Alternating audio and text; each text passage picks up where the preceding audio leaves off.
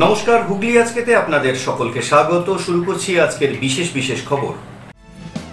এই অংশটির নিবেদনে কেপিএস মল, জেলার সর্ববৃহৎ শপিং মল কেপিএস মল হুগলি। শ্রমিক বিক্ষোভের জেরে তালা বন্ধ হুগলি চুঁচুড়া পৌরসভা, পরে আলোচনা সাপেক্ষে খুলল তালা, উঠল কর্মবিরতি।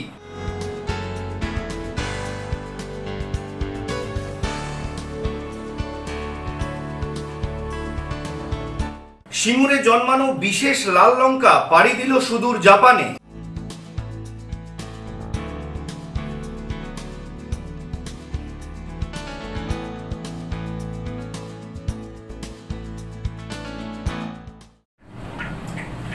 আসছি বিস্তারিত খবরে। মজুরি বৃদ্ধির দাবিতে হুগলি চুঁচুড়া পৌরসভায় বিক্ষোভ। পৌরসভার অস্থায়ী কর্মীরা এদিন নিজেদের দাবিতে পৌরসভার গেটের সামনে সরব হন। সপ্তাহের প্রথম দিনেই অচলাবস্থা হুগলি চুঁচুড়া পৌরসভায়। সোমবার সকালে পৌরসভার গেটে তালা লাগিয়ে কর্মবিরতিতে বসেন পৌরসভার অস্থায়ী কর্মচারীরা। তাদের দাবি, দৈনিক মজুরি 100 টাকা বৃদ্ধি এবং 65 বছরের ঊর্ধ্বে কর্মীদের চাকরি চলে গেলে 5 লক্ষ টাকা এককালীন অনুদান দিতে হবে। এর আগে শনিবার পৌরসভায় বোর্ড মিটিং চলাকালীন এই দাবিগুলি নিয়ে উত্তেজনা তৈরি হয়। বিশাল পুলিশ বাহিনী মোতায়েন করে পরিস্থিতি নিয়ন্ত্রণে আনা হয়। শ্রমিকরা জানিয়েছিলেন তাদের দাবি মানা না হলে তারা আন্দোলনে নামবেন। মিটিংয়ে কোনো আশ্বাস না মেলায় আজ সকাল থেকে তারা গেট বন্ধ করে কর্মবিরতির ডাক দিয়েছেন। শ্রমিকদের স্পষ্ট বক্তব্য, আমাদের দাবিগুলি মানা না হলে এবং কর্তৃপক্ষ কোনো সিদ্ধান্ত না জানানো পর্যন্ত আমরা কর্মবিরতি চালিয়ে যাব। আজকে মূলত আমরা এই পৌরসভায় তারপরে আমরা বলেছি প্রশাসনকে যে আপনারা আলোচনা করতে চাইলে আমরা আলোচনা করতে রাজি, কিন্তু আমাদেরকে মিনিমাম যে সম্মান, সেই সম্মানটুকু আমাদেরকে দিতে হবে। এবং বাকি যে আমাদের দাবি দেওয়া আছে, মজুরি বৃদ্ধি, 65 বছরের লোককে বসাতে গেলে এককালীন 5 লক্ষ টাকা প্রদান সহ 8 দফা দাবি, সেই দাবি দেওয়া নিয়ে আলোচনা করে একটা সুস্থ সমাধান যাতে হয়, তার জন্য আমরা এখনো আপনাদের মাধ্যমে প্রস্তাব দিচ্ছি চেয়ারম্যানকে, আপনি অফিসে আসুন, আমাদের সঙ্গে কথা বলুন, সমস্যা মিটে যাবে। আর যদি না আসেন তাহলে এইভাবেই এই সংগ্রাম চলবে। আমাদের 270 টাকায় আমাদের কিচ্ছু হয় না। আমরা চেয়ারম্যানকে আজকে দীর্ঘদিন ধরে ওনাকে জানানো হচ্ছে, একদিকে 30 নম্বর ওয়ার্ড পর্যন্ত কাউন্সিলরদেরও চিঠি দিয়ে জানানো হয়েছে, আরো পৌরসভার যারা আছে তাদেরকেও জানানো হয়েছে। কেউ কোন রকম আমাদের এই মাইনা বাড়ানো নিয়ে কোনো চিন্তা ভাবনাই করছে না, তাই আমরা আজকে বাধ্য হয়েছি গেটে বসতে। পরে অবশ্য পুরপ্রধান অমিত রায় এলে শ্রমিকদের সঙ্গে বাকবিতণ্ডা শুরু হয়। ধমক দিয়ে গেটের তালা খোলেন তিনি। কিছুক্ষণ পরে উপপৌরপ্রধান পার্থ সাহা, সিআইসি স্বাস্থ্য জয়দেব অধিকারী এসে উপস্থিত হন। পুরপ্রধানের ঘরে শ্রমিক প্রতিনিধিদের সঙ্গে শুরু হয় আলোচনা। সেখানেই ঠিক হয় দিন 15-র মধ্যে বেতন বৃদ্ধি নিয়ে বিশেষ বোর্ড মিটিং হবে। ততদিন পর্যন্ত অপেক্ষায় সায় দেয় শ্রমিকেরা। তারপরেই শুরু হয় পুরসভার কাজ। ধর্মঘট আমাদের পশ্চিমবঙ্গে আমাদের মাননীয় মুখ্যমন্ত্রী ধর্মঘটের একদিনও বাংলা বন্ধ থেকে আরম্ভ করে কোনো কিছুর পক্ষ নয়। আর ট্রেড ইউনিয়ন অ্যাক্ট অনুযায়ী কাজ বন্ধ রেখে কোনো কর্তৃপক্ষের সাথে আলোচনা হয় না, এটা হচ্ছে ট্রেড ইউনিয়নের নিয়ম। 22 সালের সেপ্টেম্বর মাসে ওদের 650 টাকা প্রায় মাইনা বাড়িয়েছে, 620 টাকা 31 মাস হলে। তা সেই মাইনা বাড়ার পর একটা টার্ম শেষ হলো না আমাদের 5 বছরে, আবার মাইনা বাড়াতে হবে। তা মাইনা বাড়ি আমরা যদি মাইনাটা দিতে না পারি, আজকে আপনি যান 150 টাকা রোজ চাপদানিতে এবং অন্যান্য মিউনিসিপ্যালিটি আমাদের মতো 8,000 টাকা, কেউ খুব কম পৌরসভা আছে মাইনা পায়। এগুলো অপ্রাসঙ্গিক ব্যাপার, তবুও আমরা তাদের বলেছি আলোচনা করব। ব্যুরো রিপোর্ট, হুগলি আজকে। কোন্নগর কানাইপুরে বিশেষ চাহিদা সম্পন্ন নাবালিকাকে ধর্ষণ এবং খুনের ঘটনায় সরকারি তরফে সওয়াল করলেন কল্যাণ বন্দ্যোপাধ্যায়। পাশাপাশি পহেলগাঁও জঙ্গি হামলাতে বিজেপিকে একহাত নিলেন কল্যাণ। কানাইপুরে বিশেষ চাহিদা সম্পন্ন নাবালিকা ধর্ষণ ও খুনের মামলায় শ্রীরামপুর পক্সো আদালতে সওয়াল করলেন কল্যাণ বন্দ্যোপাধ্যায়। পক্সো আদালতে অভিযুক্ত অসীম মজুমদারকে 10 দিনের পুলিশি হেফাজতে নির্দেশ দেওয়া হয়েছে। প্রসঙ্গত, মুখ ও বধির এক নাবালিকাকে বিস্কুটের লোভ দেখিয়ে ধর্ষণের অভিযোগ উঠেছে অভিযুক্ত অসীম মজুমদারের বিরুদ্ধে। ধর্ষণের পর প্রমাণ লোপাটের জন্য তাকে খুন করে দেহ লোপাটের চেষ্টা করেছিল এই অভিযুক্ত, এমনটাই অভিযোগ। পুলিশ তদন্তে নেমে অভিযুক্তকে গ্রেপ্তারের পাশাপাশি নাবালিকার দেহ উদ্ধার করে। অভিযুক্তকে প্রথমে 3 দিনের পুলিশ হেফাজতের নির্দেশ দেওয়া হয়েছিল। আজকে তাকে ফের আদালতে তোলা হয়। সরকারি আইনজীবী হিসাবে আদালতে সওয়াল করেন কল্যাণ বন্দ্যোপাধ্যায়। এরপরে মহামান্য বিচারক অভিযুক্তকে 10 দিনের পুলিশি হেফাজতের নির্দেশ দেয়। আদালত থেকে বেরিয়ে সেদিন কল্যাণ বন্দ্যোপাধ্যায় বলেন, এই ধরনের ঘটনায় দৃষ্টান্তমূলক শাস্তি হওয়া উচিত। তারই চেষ্টা চালানো হচ্ছে। অভিযুক্তের যাতে ফাঁসি হয় সেই প্রচেষ্টাই করা হচ্ছে। আজকে যে ওই কানাইপুরের 13 বছরের ডিপ অ্যান্ড ডাম্প মেয়েকে ধর্ষণ করে খুন করেছে তার অ্যাকিউজকে আজকে প্রডিউস করা হয়েছে পক্সো কোর্টে, এসিজিএম এর কোর্টে প্রডিউস করা হয়েছিল। তখন 3 দিন পুলিশ রিমান্ড দিয়েছে। আজকে শ্রীরামপুর পক্সো কোর্ট যেটা সেখানে প্রডিউস করা হয়েছে। আমাদের বক্তব্য খুব পরিষ্কারভাবে আমরা বলেছি যে এটা is a brutal murder and rape, unbelievable. 13 বছরের একটা ডিপ অ্যান্ড ডাম্প মেয়েকে বাড়ি থেকে নিয়ে গিয়ে 5 টাকার বিস্কুটের প্যাকেট দিয়ে তাকে একটা মানে জঙ্গলের মধ্যে তাকে রেপ করবে এবং জলাশয়ে ফেলে রেখে দিয়ে চলে আসবে, এটা কোনো রকমভাবে কোনো গ্রহণযোগ্যতা হতে পারে না। এসব সভ্য সমাজে এসব ভাবাই যায় না। আমরা সমস্ত ডেসক্রাইব করেছি, কেস রেকর্ডস দিয়েছি, ইনভেস্টিগেশন রিপোর্ট যেগুলো পেয়েছি সেগুলো তো আমি আপনাদের কাছে এখন বলবো না, জজ সাহেবকে বলেওছি। এবং যেটা হচ্ছে যে খুব পরিষ্কারভাবে আমরা বলছি যে আমরা ক্যাপিটাল পানিশমেন্ট চাই, আজকেও জজ সাহেবকে বলেছি।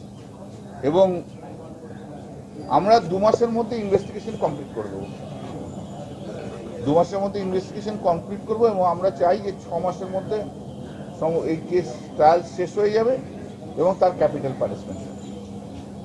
এইসব পারভার্ট মাইন্ডেড লোক যারা আছে তাদেরকে পানিশমেন্ট দেওয়াটা প্রচণ্ড জরুরি। আমি শকড যে এরকম একটা ঘটনা ঘটেছে। আমি এই প্রথম শ্রীরামপুর কোর্টে অ্যাপিয়ার করলাম। কারণটা হচ্ছে যে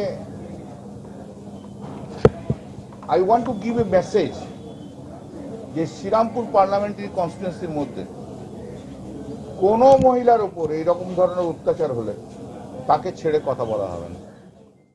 পাশাপাশি এদিন নাবালিকার মাকেও সান্ত্বনা দেন কল্যাণবাবু। সাংবাদিকদের মুখোমুখি হয়ে এদিন পেহেলগাঁওয়ের জঙ্গি হানার ঘটনারও তীব্র প্রতিবাদ জানান। তার পাশাপাশি এক হাত নেন ভারতীয় জনতা পার্টিকে। তিনি বলেন, কয়েকজন জঙ্গি এলো, গুলি করে মেরে দিয়ে হাঁটতে হাঁটতে চলে গেল। আর নরেন্দ্র মোদী, অমিত শাহ ঘুমোচ্ছিলেন। বিএসএফ কোথায় ছিল? এত সিআইএসএফ, এত বিএসএফ পশ্চিমবঙ্গের ঢিল পড়লেই চলে আসে। পাকিস্তান কি নতুন জঙ্গি দেশ নাকি? নরেন্দ্র মোদী, অমিত শাহ বলবে, তারপর আমরা জানবো। অপদার্থ দুটো লোক। নিজের দোষ, নিজের গাফিলতি সমস্ত অন্য জায়গায় ফেলে। যদি বাংলাদেশ থেকে আসে, তা চলে আসে, তাহলে কার ফল্ট? বিএসএফ এর ফল্ট। তুমি বিএসএফ কে কাজ করাতে পারছো না কেন? That's your great fault. BSF কেন কাজ করতে পারছে না? তা তোমাদের কিসের ইন্টারেস্ট আছে? তুমি বিএসএফ কে দিয়ে কাজ করাচ্ছ না। পহেলগাঁয়ে যে ইনসিডেন্ট হয়েছে সেই ইনসিডেন্টের দোষ তো নরেন্দ্র মোদী এবং অমিত শাহ। অমিত শাহ কোন রকম আজকে কোনো ইন্টেলিজেন্স রিপোর্ট ছিল না, ছেড়ে গেল নাকি? বাইরে থেকে কয়েকজন টেররিস্ট এলো, টেররিস্ট এসে গুলি করে মেরে দিয়ে টেররিস্ট হাঁটতে হাঁটতে চলে গেল। আর অমিত শাহ, নরেন্দ্র মোদী ঘুমোচ্ছিলেন। ওদের বিএসএফ কোথায় ছিল? এত বিএসএফ, এত সিআইএসএফ। পশ্চিমবাংলাতে একটা ঢিল পড়লে সঙ্গে সঙ্গে 15টা সিআইএসএফ, 15 বিএসএফ, ভোট হলে 1500 কোম্পানি বিএসএফ সিআইএসএফ দেওয়ার জন্য ব্যস্ত থাকে। কিন্তু যেখানে আমরা কি জানি না পাকিস্তানকে নতুন টেররিস্ট কান্ট্রি হলো নাকি? পাকিস্তান তো অনেকদিন আগে থেকে টেররিস্ট কান্ট্রি ভাই, সবাই তো জানে। পাকিস্তান হচ্ছে টেররিস্টদের আতুর ঘরে, তো সবাই জানে। একে মোদী আর অমিত শাহ বলে জানবো? অপদার্থ দুটো লোক এসছে। ব্যুরো রিপোর্ট, হুগলি আজকে। সিভিক ভলেন্টিয়ারের তৎপরতায় গঙ্গায় ডুবে যাওয়া থেকে রক্ষা পেল এক কিশোর। ঘটনাটি মগরা থানা এলাকার। সিভিক ভলেন্টিয়ারের তৎপরতায় গঙ্গায় ডুবে যাওয়া থেকে রক্ষা পেল এক কিশোর। মগরা থানার অন্তর্গত বাঁশবেড়িয়া মিল ফাঁড়ির অধীন শিবপুর রাজারঘাটে এদিন দুপুরে এক কিশোর গঙ্গায় ডুবে যাওয়া থেকে রক্ষা পেল এক সিভিক ভলেন্টিয়ার ও স্থানীয় যুবকের তৎপরতায়। জানা গিয়েছে, দুপুর 1টা নাগাদ 6 বন্ধু মিলে গঙ্গায় স্নানে গিয়েছিল। তাদের মধ্যে 15 বছর বয়সী অভয় সাহু জলের স্রোতে ভেসে যেতে থাকে। ঘটনাটি নদী তটে কর্তব্যরত সিভিক ভলেন্টিয়ার পার্থ বিশ্বাসের নজরে পড়ে। সঙ্গে সঙ্গেই তিনি চিৎকার করে স্থানীয়দের সতর্ক করেন। পার্থর ডাকে সাড়া দিয়ে এক স্থানীয় যুবক মোহাম্মদ সামির নদীতে ঝাঁপ দেন এবং অভয়কে উদ্ধার করে তীরে নিয়ে আসেন। এরপর সিভিক ভলেন্টিয়ার পার্থ বিশ্বাস প্রথমে তাকে শুয়ে ফেলে পেট টিপে মুখ থেকে জল বের করেন। স্থানীয় এক চিকিৎসকের মাধ্যমে করানো হয় প্রাথমিক চিকিৎসাও। তারপরেই নিয়ে যাওয়া হয় ওই যুবককে মিল ফাঁড়িতে। ফাঁড়ির ভারপ্রাপ্ত কর্মকর্তা সুজিত রায় পরিবারের সঙ্গে যোগাযোগ করেন এবং কিছুক্ষণের মধ্যেই ছেলেকে ফিরিয়ে নিতে ফাঁড়িতে পৌঁছন পরিবার পরিজনেরা। ছেলেকে ফিরে পেয়ে পুলিশ আধিকারিকদের ধন্যবাদ জানান ওই কিশোরের পরিবার পরিজনেরা। गंगा जी में गया नहाने, पैर पूछने गया, बस डूब रहा था। तो फिर क्या हुआ? फिर उसको बचाया सर भैया, सिविक पुलिस। हाँ हाँ, वो बचा के लाया है थाना में। कौन बचाया? और भैया सिविल पुलिस वाला भैया बचा के लाया थाना में। फोन किया, फाड़ी है, वो फाड़ी में लाया और उसके बाद हमको फोन किया, हम आए अपना बच्चा को। हम बहुत खोज रहे थे 11 बजे से। 11 बजे से कितना जगह खोजा, सगरो जहाँ दोस्त यार रहता सगरो गया मगर कहीं नहीं था। लास्ट में मेरा मन मान रहा था वो गंगा जी लगता गया है। मेरा मन स्कूल का बहाना, नहाने का बहाना से गंगा जी गया है। मेरा मन मान रहा था अभी हम गंगा जी जाते हैं खोजने खातिर, मगर देख रहा है सर फोन किया जे ये लड़का इस जगह में है। हम दौड़ा लाए सर, बिना बोलले सर हम बोल रहे बिना बोलले चलाया। माँ को नहीं बोला, इतना ही किया। माँ के बोलेगा तो ना माँ जानेगा। माँ बोलता है न जो जब मैं सुबह घर में नहा हुआ के पूजा वूजा किया भोले बाबा के मंदिर में जाकर जल चढ़ाया, पूजा पाठ किया। पूजा पाठ करके बोला हम आ रही। हम बोले है कहाँ जा रही, बोला हम आ रही। ब्यूरो रिपोर्ट, হুগলি আজকে। সপ্তসুর সঙ্গীত শিক্ষা কেন্দ্র, এখানে যত্ন সহকারে উচ্চাঙ্গ সঙ্গীত, রবীন্দ্র সঙ্গীত, নজরুল গীতি, আধুনিক গান শেখানো হয়। ঠিকানা 2 নম্বর কাপাসডাঙ্গা, হুগলি। যোগাযোগ 7439323603 এই নম্বরে। এখন নিয়ে নেব একটা ছোট্ট বিরতি। বিরতির পর থাকছে সিঙ্গুরে জন্মানো বিশেষ লাল লঙ্কা পাড়ি দিল সুদূর জাপানে।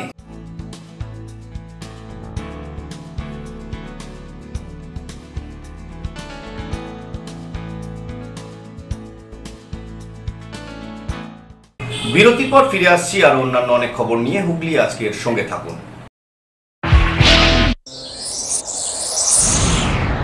Enjoy a weekend at Vedam, the paradise of peace. A home away from home.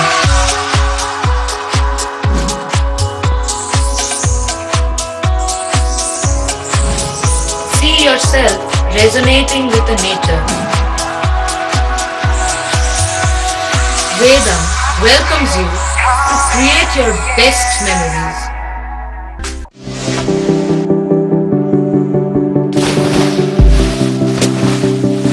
Fasten your seatbelts as you take a tour around your marine wonderland.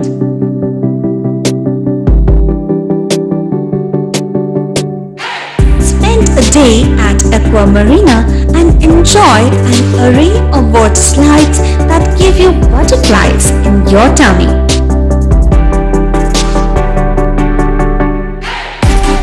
Aqua Marina is a holistic weekend destination for friends, family and couples and offers magic to soothe your body, mind and soul.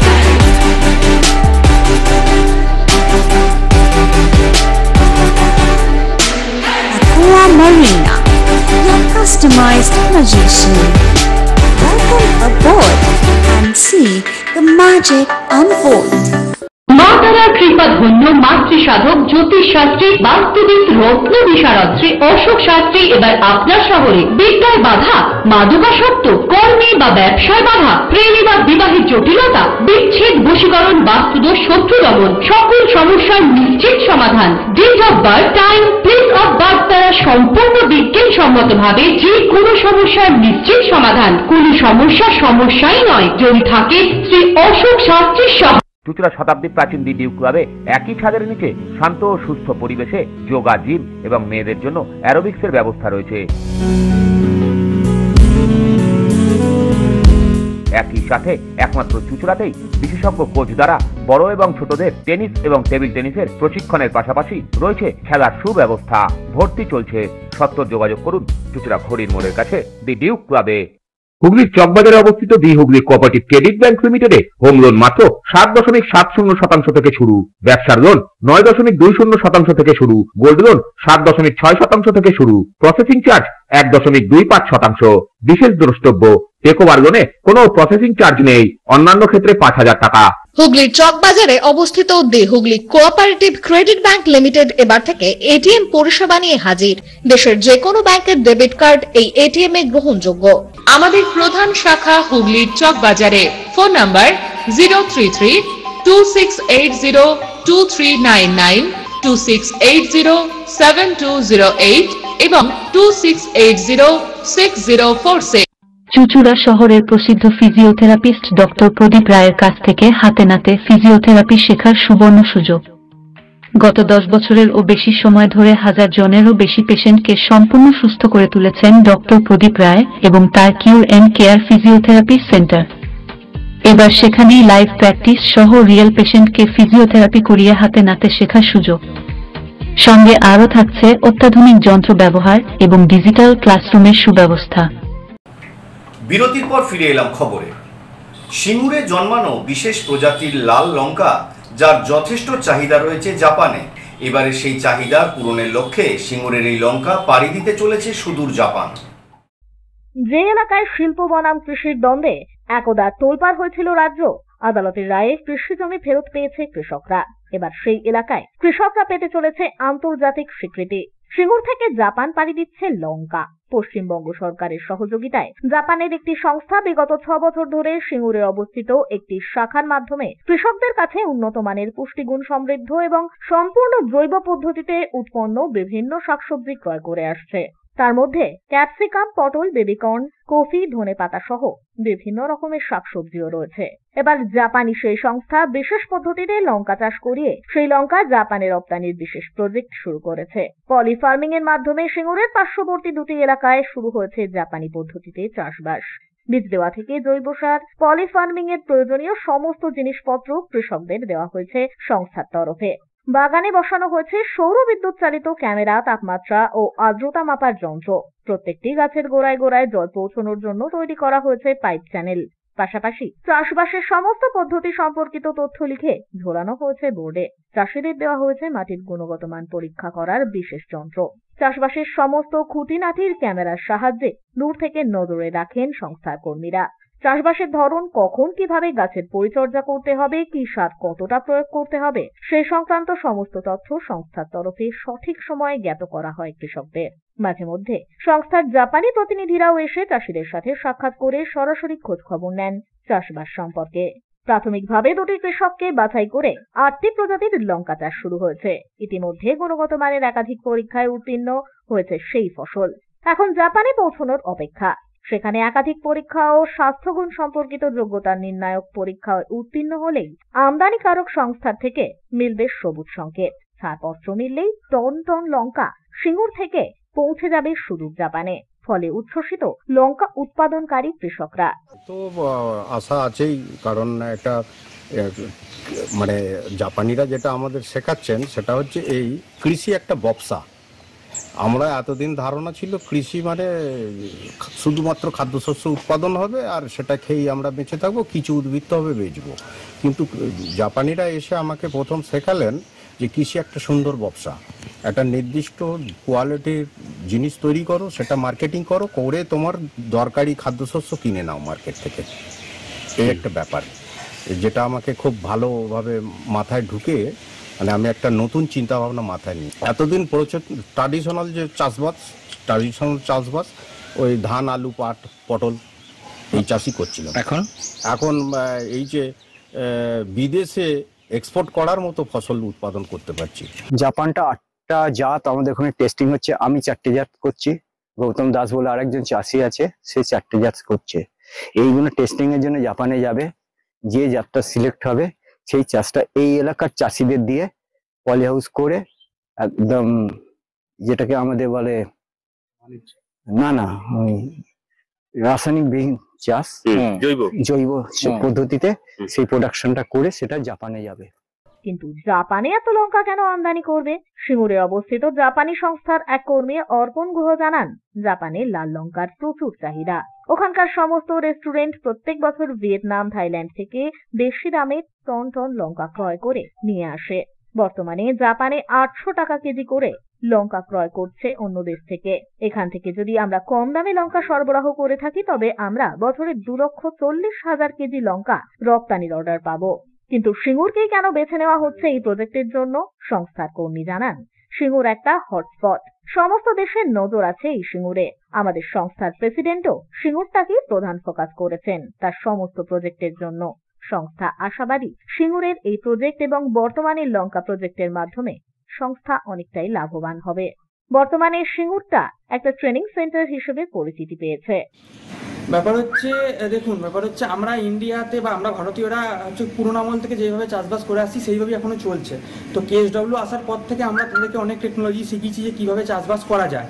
তো event তাদেরকে motivate করার জন্য যেমন বললাম যে extra 20% আমরা একটা prize দিয়ে থাকি তাদেরকে। তো তারা তার বিনিময়ে কিন্তু খুবই মোটিভেটেড এবং তারা আমাদেরকে বলতে চান যে আমরা সাপ্লাই করতে চাই। তো আমাদের এই যে চিলি প্রজেক্ট, সেটা আমাদের যে দুজন কন্ট্যাক্ট ফার্মার আছেন যারা করছেন, আপনারা দেখেছেন পলি হাউসে, তারা এবার এই ব্যাপারটা অনেকজন ফার্মারের মধ্যে ছড়িয়েছেন যে এরকম আমাদের এখানে চিলি চাষ হবে এবং অনেক ফার্মার নিতে চায়। তো অনেক ফার্মার আমাদের সঙ্গে কন্ট্যাক্ট করছেন যে এরকম আমরাও চাষ করতে চাই, কারণ আমাদের এখানে চিলির যা প্রাইস, জাপানের প্রাইস যেমন বললাম প্রায় 5 থেকে 10 গুণ, প্রায় 5 গুণ ধরেই নিন। তো আমরাও সেরকমভাবে আমাদের যিনি প্রেসিডেন্ট আছেন কেইচি হিগুইচি, তো উনি পরিষ্কার বলেই দিয়েছেন যে আমাদের এখানে যা চিলির প্রাইস ফার্মারদেরকে আমরা কিন্তু ডবল প্রাইস দিয়ে থাকবো। আর ফার্মাররা শুধু তার এফোর্ট আর টেকনোলজি আর সিরিয়াসনেসটা কাজে লাগাবে, পুরোটাই বাকি সিড বা সব কিছু রক্ষণাবেক্ষণের দায়িত্ব সব হচ্ছে আমাদের। ইভেন যে পলি হাউস, সেই পলি হাউসও আমরা প্রোভাইড করে থাকবো, ফার্মারদের কোনো খরচ হবে না। উপরন্তু তারা চাষ করবেন শুধু নিজেদের পরিশ্রম বা নিজেদের অনেস্টি যেটা বলে সেটা ওনারা প্রোভাইড করবেন, ঠিক আছে। তার বিনিময়ে আমরা তাদেরকে 2 থেকে 3 গুণ পর্যন্ত প্রাইস দিয়ে থাকবো, এটা আমাদের প্রেসিডেন্ট জানিয়েছেন। হ্যাঁ, অবশ্যই এটা করবে বলে আমরা মনে করছি, কারণ সবাই জানেন ইভেন সিঙ্গুর একটা হটস্পট যেহেতু, তো সিঙ্গুরি হটস্পট হওয়ার জন্য কিন্তু সিঙ্গুরের ওপর সব কান্ট্রির একটা ফোকাস আছে। ইভেন আমাদের যিনি প্রেসিডেন্ট তিনি কিন্তু সিঙ্গুরটাকেই ফোকাস করেছেন তার প্রথম প্রজেক্টের একটা আশ্রয়স্থল হিসেবে।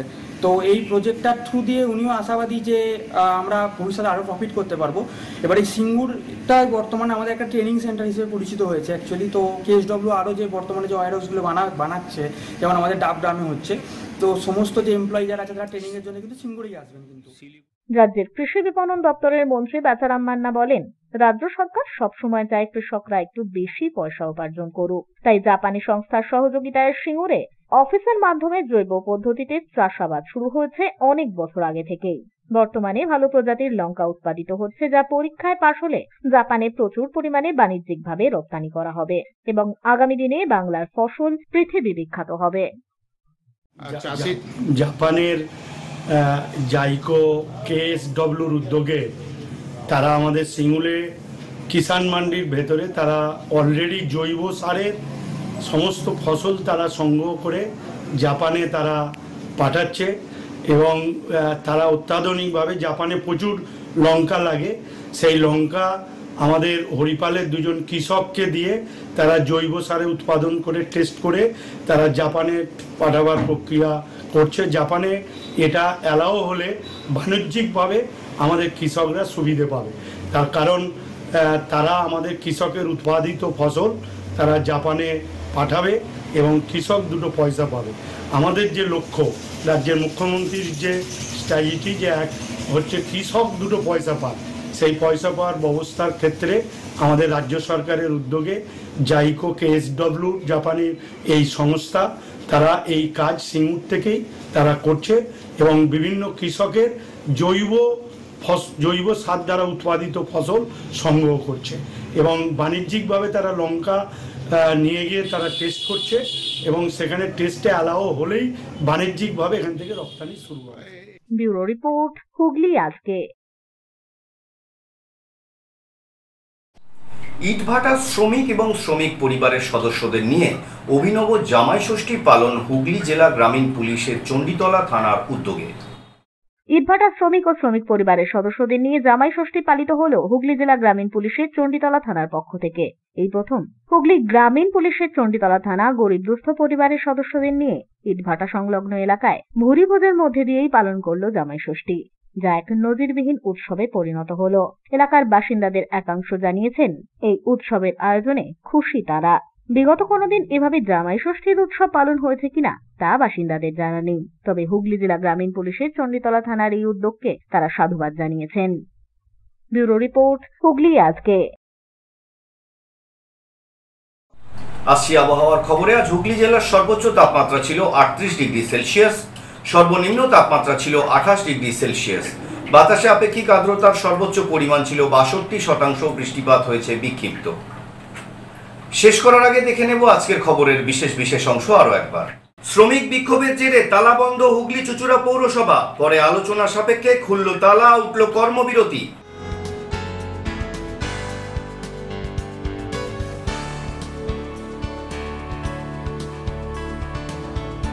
সিঙ্গুরে জন্মানো বিশেষ লাল লঙ্কা পাড়ি দিল সুদূর জাপানে।